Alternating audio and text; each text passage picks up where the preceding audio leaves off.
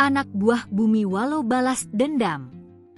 2 anggota Brimob gugur. Baku tembak yang menewaskan 2 anggota Brimob terjadi di Kabupaten Puncak Jaya pada Kamis kemarin.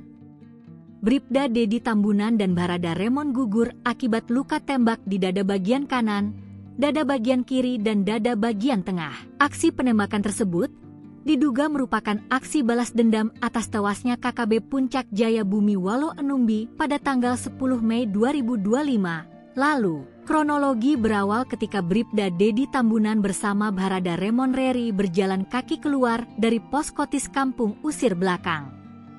Keduanya ingin membeli bensin untuk keperluan genset pos. Lokasi pembelian bahan bakar bensin diketahui berjarak kurang lebih 20 meter dari belakang pos Kotis.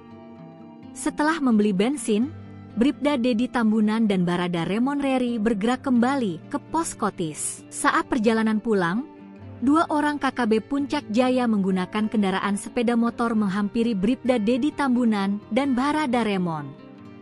Tiba-tiba 2 orang itu melakukan aksi penembakan terhadap kedua korban. Kepala Operasi Damai Kartens 2025, Brigjen Faizal Ramadhani didampingi Wakil Kepala Operasi, Kombes Adar Masinaga, menjelaskan pelaku diduga dari anggota kelompok kriminal bersenjata, KKB.